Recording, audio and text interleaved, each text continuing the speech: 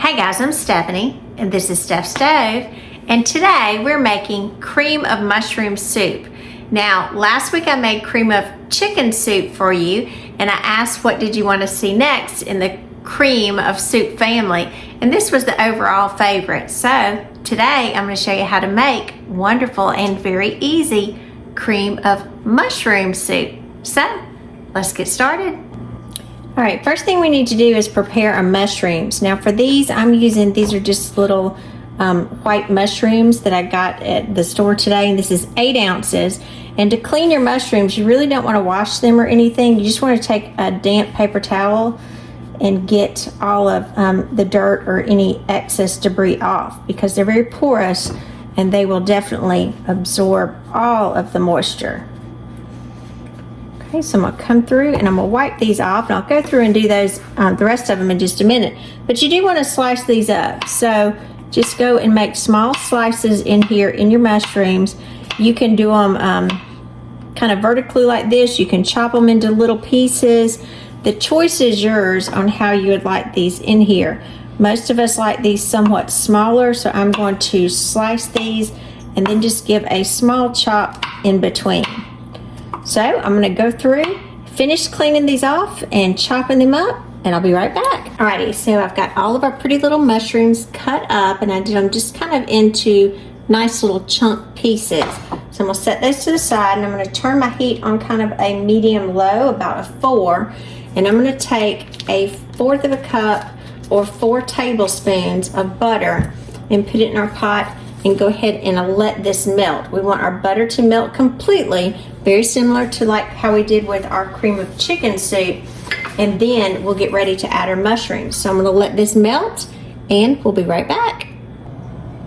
All right, we've melted completely now, and if you can see, my milk solids are starting to separate. So this is what I'm looking for. So at this point, I'm going to add all of my mushrooms, and this was 8 ounces. Now, if you didn't want to use fresh mushrooms, you absolutely could use canned mushrooms. Just make sure you drain them. But I think for the overall effect of this and the good homemade taste of it, you do want fresh mushrooms in there. And we're going to continue, after we put the mushrooms in here, I'm going to continue to coat them so they're well coated in the butter. And then I'm going to continue to stir these around kind of ever so many minutes, because we want the mushrooms to cook down. Now, as the mushrooms cook down, it will take a few minutes, and they will kind of release their moisture, because there's a lot of moisture in the mushrooms as well. And they will completely cook down and kind of shrink up just a little bit. So I'm going to continue stirring these around and get ready for these to cook down. It will probably take about 10 minutes. So no, it'll be about at the 10-minute point when these are completely cooked. So in the meantime, while I'm stirring this and getting this ready to cook down, I've got a cup of half and half, and I'm going to go ahead and pop this in the microwave to temper it just a little bit. It has been sitting out, and you can see there's some condensation, but it's still very cool inside of it. So I'm going to put this in the microwave and temper it for about 45 seconds to a minute. It won't cook through, but again, I want the coldness to be taken away from this. So I'll be right back. All right, our mushrooms have been cooking for about 10 minutes now, and you can see they've released quite a bit of their liquid. It's cooked off. They've shrunk down in size, and right now it's got a really good, strong, earthy, earthy is the best smell I can tell you. It's just that good mushroom flavor that's smelling all the way through. Look how pretty that is. And like I said, they are nice and cooked. Now, we don't have them seasoned in any way other than the butter. So I'm going to kind of spread them out so they're even in the bottom. And then I'm going to add some seasonings to this. Now, for our seasoning, I've got a 1/4 of a teaspoon of black pepper, a 1/2 teaspoon of regular white table salt, a 1/2 teaspoon of onion powder, and a 1/2 teaspoon of garlic powder. So we're going to sprinkle this in, give it some good flavor through here. And again, this has such a rich, earthy flavor, so much better than the store-bought. I mean, a good, strong really, really flavorful mushroom flavor in it. All right, we want to just move this around until all of our seasonings are completely incorporated with our mushrooms, because the mushrooms are starting to absorb everything that we're adding at this point. Work those around. All right, that looks really good. Okay, so now we're going to add a little flour to this. So I've gotten, this is just regular all-purpose flour. This is 1/3 of a cup. I'm going to kind of stream it in a little bit, sprinkle, sprinkle. And I want to kind of coat ever so gently my mushrooms. Just a little bit at a time, because it'll be soaking up all of that liquid, that good flavor that we're going to have in here. And again, be very careful, because I don't want my mushrooms to break, because that's the beauty of this. We're going to have that good chunk of mushrooms, not like in the store-bought one where you're kind of hunting this. You got the flavor, but you don't got to have very many mushrooms in there. We're going to work this around just about a minute or so, because we want to cook off our flour.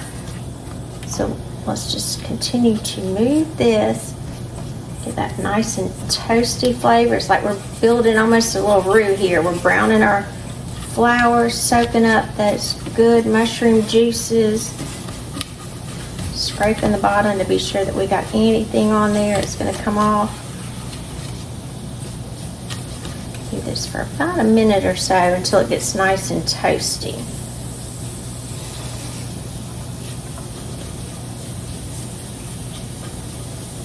And again, we have not reduced our heat any. We're still at a medium-low setting the entirety of the time that we've been cooking.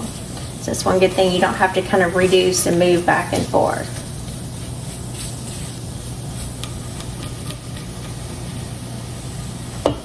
Change spatulas here. This wooden one.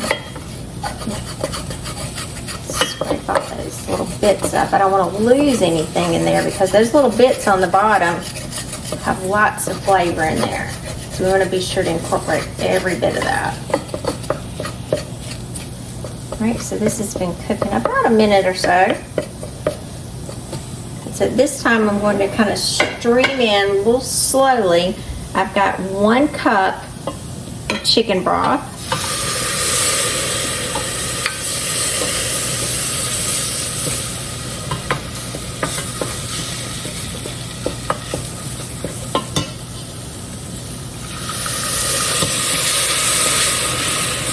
You know, as you're stirring it in, kind of pause and let it kind of absorb.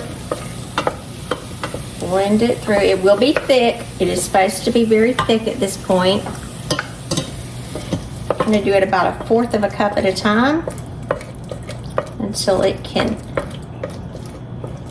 kind of liquefy everything. All right, now we can add the remainder.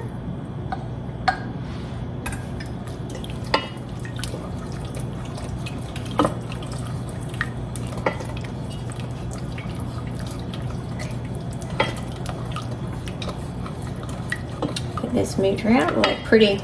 Look how pretty it looks right now. We're still not finished with it. So you're going to work this around and let this cook for about a minute, because again, it's going to thicken. We're not finished, not to worry. We just want to get all those flavors to combine, not rushing anything, because we want, again, all those flavor profiles to be present.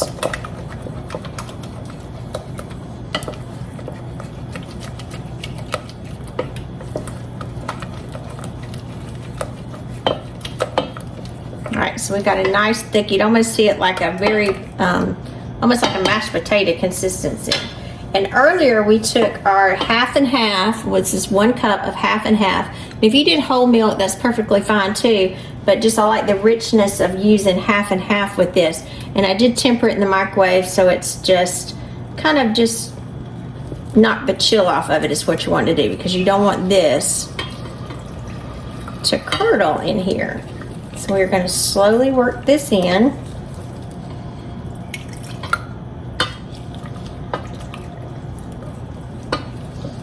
Stir stirring really carefully to be sure it's all blended.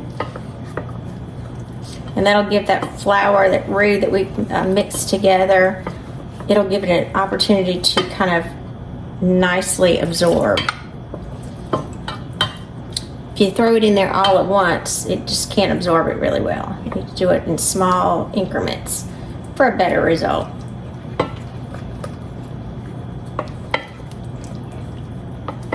Look how pretty that looks. All right, let's finish and add the rest of it.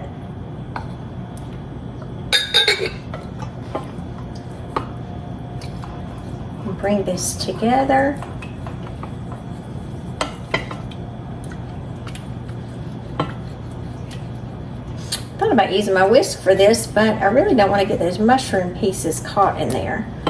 I don't want to damage any of them. Look at that. Look how pretty that soup is. A nice chunk of mushroom earthiness in there. Just beautiful. And smells amazing. You can actually smell the mushrooms. All right, and we want this to cook again. We're going to continue stirring it here, and this is going to cook for about 1 minute. Make sure everything is well incorporated.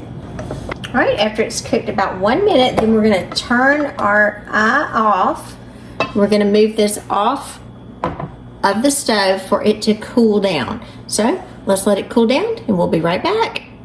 I'm Stephanie, and this has been Steph Stove, and by viewer request, we made cream of mushroom soup with fresh mushrooms.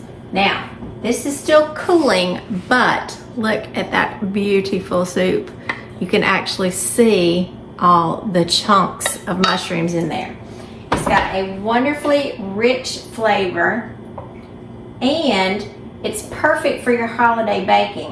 Now, if you're someone that you wanted to just eat this, you absolutely could. You could store it in the refrigerator if you'd like once it cools, and I usually store these in a quart mason jar. They'll be fresh in the refrigerator for about a week, or if you want more long-term storage, you can put these in the freezer for about 4 months.